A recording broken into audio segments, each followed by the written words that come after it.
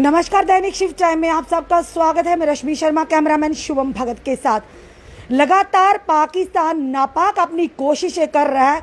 जिस तरह से जम्मू को अब निशाना साधने की लगातार उनकी कोशिश है, और जिस तरह से आप देख रहे हैं, एक तरफ महबूबा मुफ्ती बात करती हैं कि पाकिस्तान से बात करनी चाहिए, वहीं दूसरी तरफ किस तरह से पाकिस्तान अपनी नापाक कोशिशों के मद्देनज़र टेरर फैलाने की कोशिश कर रहा है, एक डर का माहौल पैदा कर रहा है। और जिस तरह से आप जानते हैं कि कुछ दिन पहले कश्मीर की बात करें, भाजपा के जो सरपंच और उनकी धर्मपत्नी को किस तरह से उन्होंने अपनी कायराना हरकत का शिकार बनाया, उसी के चलते कल राजौरी में ग्रेनेड हमले में एक ही परिवार के 5 व्यक्ति घायल हुए, जिसमें 2 साल के मासूम बच्चे की हत्या होगी। उसी के चलते हम बात करेंगे। आज हमारे साथ विश्व हिंदू परिषद के वाइस जम्मू कश्मीर यूटी के वाइस प्रेसिडेंट जुड़े, जिनका नाम है शक्ति दत्त शर्मा। जानते हैं क्या कहना है इसको लेकर कि किस तरह से अब मजलूम यानी कि मासूम जनता को निशाना बनाने की फिराक में है। नापाक कोशिशें लगातार जारी हैं, पर कहीं ना कहीं कहेंगे ऑपरेशन ऑल आउट चल रहा है। हम ये कहेंगे, दिल से सैल्यूट करते हैं अपनी सुरक्षा बलों को, अपनी जम्मू कश्मीर पुलिस को। ऐसे कायरों को बिल्कुल मुंह तोड़ जवाब देने के लिए तैयार है हमारी जम्मू कश्मीर पुलिस और हमारी सुरक्षा बल। शक्ति जी, क्या कहना चाहेंगे जिस तरह से अब लगातार माहौल ये है कि सियासतदानों को निशाना बनाया जा रहा है? बात करें जसवीर सिंह जी के घर पर कल जो ग्रेनेड अटैक किया, वो भी भाजपा से बसता थे। सरपंच बात करें जो कश्मीर में बात करें, उनकी धर्मपत्नी, वो भी भाजपा से बसता थे। क्या कहेंगे किस तरह से निशाना बनाया जा रहा भाजपा के ही जो कि नेताओं को? देखो जी, दुष्टों के खिलाफ जी जो बोलेगा, उनका जो विरोध करेगा, जी उसके खिलाफ एक्शन करेंगे। जी अब ये जो आतंकवाद का, कट्टरवाद का माहौल यहाँ पर बना हुआ है, जो राष्ट्रवाद की विचारधारा रखने वाले लोग हैं, जो इनके खिलाफ बोलते हैं, जो इनके खिलाफ कार्रवाई को समर्थन करते हैं, हत्या उन्हीं की हो रही है। हमने पिछले दिनों देखा होगा, लगातार कई महीनों से भारतीय जनता पार्टी के कारपोरेटर, सरपंच, नेता कश्मीर के अंदर जिस प्रकार से उनको एलिमिनेट किया गया, शहीद किया गया, इससे क्या लगता है कि उनको लगता है कि भारतीय जनता पार्टी के लोग, और मैं किसी पार्टी का समर्थन नहीं कर रहा हूं, लेकिन पिछले दिनों से जो लगातार मैं एक देख रहा हूं पंक्ति में खड़े करके उनको, तो जो राष्ट्रवादी सोच के लोग हैं उनकी हत्या हो रही है। डराने का प्रयास किया जा रहा है कि हमारे विरुद्ध जो कार्रवाई की जा रही है उसको रोक दें। कल रात्रि को जिस किस्म की छोटी और कायरतापूर्ण हरकत उन्होंने की है, ये बर्दाश्त से बाहर है। 2 साल का मासूम बच्चे की हत्या कर दी गई। बिल्कुल। और मुझे लगता है कि जिस प्रकार की बौखलाहट उनको आ गई है, ये कश्मीर के अंदर जो एक तिरंगे का वातावरण बन गया है, जो शांति का वातावरण बन गया है, जो लोग विकास के कार्यों का लाभ उठा रहे हैं। मैं देखता हूँ कई बार जो मीडिया वाले आप लोग दिखाते हैं वहाँ पर कि सेवा कार्य के माध्यम से उनको सहयोग मिल रहा है, महिलाएं तिरंगे बना रही हैं, और उनको लगता है कि ये तो पहली बार शक्ति जी, पहली बार वहां पर रैली देखी, तिरंगा रैली देखने को मिली है। या कहें अलगाववाद में ये बौखलाहट आ गई है। अब वो वहां के लोगों में डर और भय का माहौल बना रहे, जिस तरह से पहले चलता आ रहा था। ऑपरेशन ऑल आउट तो जारी है, पर कहीं ना कहीं उन लोगों को अब ये लग रहा है कि हमारे हाथ से जो हमारा एक मोटिव था, जनता में डर डालकर अपनी राजनीति करना, अपना डर दबाव बना रखना, कहीं ना कहीं आपको लगता है कि इन रैली से कि लोग अब तिरंगे का मान सम्मान, उसका महत्व समझ रहे हैं। पहली बार लाल किले में जो हमारा तिरंगे जैसा माहौल है, यानी बड़ा ही अलग सा एक उत्सव जैसा माहौल देखने को मिल रहा है। तो क्या कहेंगे इसके पीछे का कि टारगेट किया जा रहा है भाजपा के ही नेताओं को? जो एक वहाँ की जो जनरेशन है, आपने देखा होगा कई दशकों से उनको जो एक सपना दिखाया जा रहा कि हम लोग ही सब कुछ हैं। जो कट्टरवादी है, जो आतंकवादी है, उनको लगता है कि हम लोग अपना टारगेट अचीव करने वाले हैं। जहन्नुम में रह रहे थे वो जो आम जनता थी। अब 370 जाने के बाद उनको लगा कि दुनिया और भी है कहीं, बड़ी सुंदर दुनिया है, शांति के वातावरण में जीने की, विकास कार्यों में जीने की, और बड़ी अच्छी दुनिया है। उसी के समर्थन को लेकर के उन्होंने तिरंगा रैली निकाली है। उनको लगता है कि ये जीवन जीने का अपना मजा है। उसी को जब उनको लगा कि हमारे हाथ से बाजी फिसल गई, लोगों को लगा ये जिन लोगों को हमने गुमराह करके रखा था कि कट्टरवाद में अपना मजा है, इस्लाम में अपना मजा है, इसके सिवाय बाहर कुछ नहीं है, बुर्के में रहो, ये करो, वो उनके हाथ से बाजी फिसलती हुई नजर आ रही है, और फिसल गई है। वो ये हरकतें की है उन्होंने।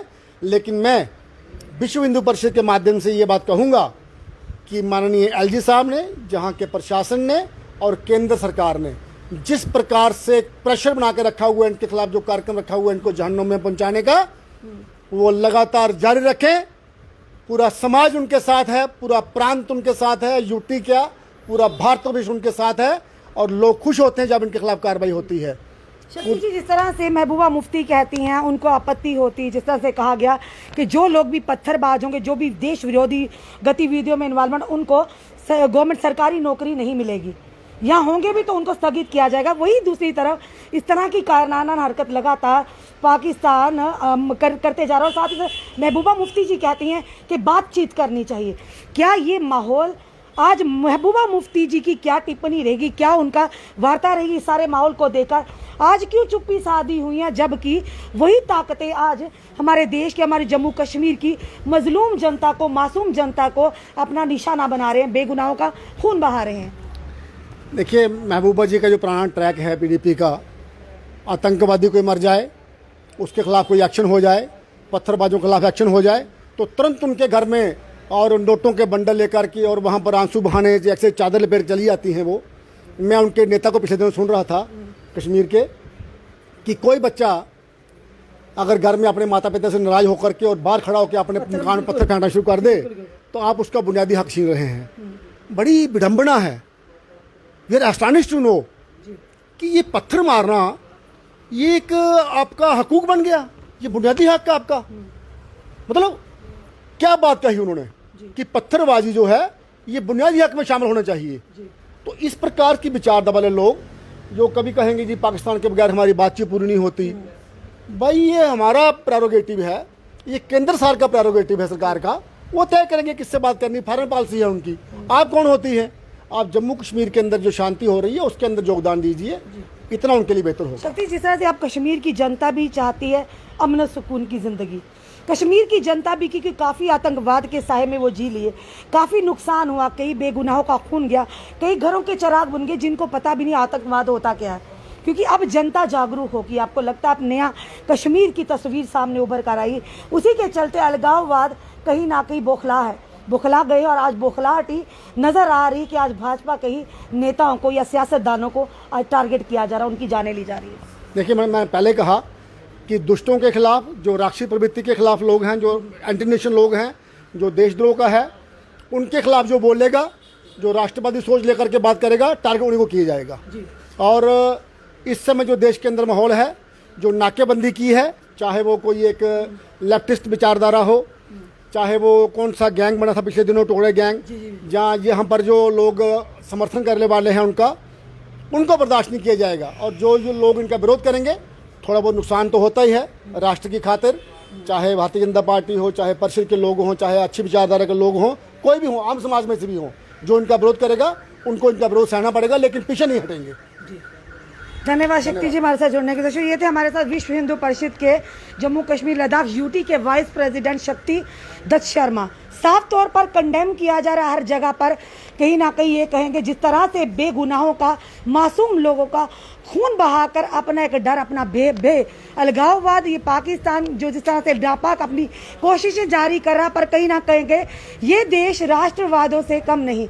ये देश जो हमारा है राष्ट्रवादियों का देश है, और लोग देशभक्त है, सच्ची देशभक्ति है, और इसका प्रमाण काफ़ी दफ़ा दे चुके हैं। और बात करें हमारी सेनाओं की, बात करें हमारी जम्मू कश्मीर पुलिस की, तो मुंह तोड़ जवाब देने के लिए हमेशा सीना ताने इन दुश्मन के सामने खड़े हैं। सवाल ये बनता है कि कहीं ना कहीं आज जहाँ पर एक तरफ महबूबा मुफ्ती कहते हैं कि बातचीत का सिलसिला जारी रखना चाहिए, महबूबा जी से आज हम भी सवाल करते हैं, महबूबा जी आप बातें तो बड़ी बड़ी करती हैं, क्या कसूर था उस मासूम 2 साल के बच्चे का? क्या कसूर था सरपंच और उनकी पत्नी का, जिनको दिन दिहाड़े जिनका खून बहाया गया? इस पर क्या आप सवाल करती हैं? आप इस पर क्या सवाल करेंगी उन लोगों से जो अलगाववाद को हमेशा समर्थन करते हैं? और आप कहती हैं बात की जाए पाकिस्तान से, अरे पाकिस्तान बात करने लायक ही नहीं, जिस तरह से लगातार अपनी नाकाम कोशिशें, नापाक कोशिशें, गरीब जनता पर उनका खून बहाकर अपने आप को बड़ी बहादुरी का काम दरअसल देखा जाए तो ये काम कायराना है। कायर हमेशा पीछे से वार करता है, कायर हमेशा पीठ पीछे वार करता है। अरे बहादुर है हमारे देश के जवान, बहादुर है हमारी जम्मू कश्मीर पुलिस, बहादुर है हमारे सुरक्षा बल, जो हमेशा छाती ताने, सीना ताने आप कायरों का मुकाबला करने के लिए हमेशा तैयार है। अब जनता का सहयोग बहुत ही अनिवार्य है। इस तरह की किलिंग ना तो हमारे देशवासियों के जज्बों को कम कर पाएंगी, ना ही हमारे सुरक्षा बलों जम्मू कश्मीर पुलिस को। हमारे देश के जनता के, हमारे देश के लोगों के हौसले हमेशा बुलंद रहेंगे। हमें गर्व है, हम देशवासी हैं और आज हर एक देशवासी के दिल में देशभक्ति की भावना है। ऐसे लोगों से डरना नहीं बल्कि मुंह तोड़ इनको जवाब देना है। पर कहीं ना दुख होता है ऐसे लोगों में। उस 2 साल के मासूम बच्चे का क्या कसूर था? आज उस जसवीर जी के परिवार पर ये कयामत टूटी है, कल आप पर भी टूटेगी। तो ज़रूरत है जागने की। हम अपनी कश्मीर की जनता से भी ये निवेदन करेंगे, जो लोग अलगाववाद को बढ़ावा देते हैं उनके बच्चे तो बाहर फॉरेन कंट्रीज़ में सेटल्ड हैं, पर भुगत रही आम जनता कश्मीर की। आम लोग भुगत रहे, आम युवा भुगत रहे। अब शायद उम्मीद करते हैं जम्मू कश्मीर की जनता, खास करके कश्मीर की जनता भी एक चेंज चाहती है, वो भी अमन सुकून की ज़िंदगी चाहती है। ये तभी होगा जब ये अलगाववाद को बढ़ावा देना बंद करेंगे, जब आतंकवाद को मिशन ऑल आउट के तहत पूरी तरह से नस्तो नाबूद किया जाएगा। दर्शकों, इस वीडियो में अपने कमेंट ज़रूर दीजिए और कमेंट बॉक्स में ये ज़रूर लिखिएगा, इंडियन आर्मी जिंदाबाद, जम्मू कश्मीर पुलिस जिंदाबाद। और जुड़े रहिए ऐसे हमारे साथ अगले अपडेट के लिए। जय हिंद, जय भारत।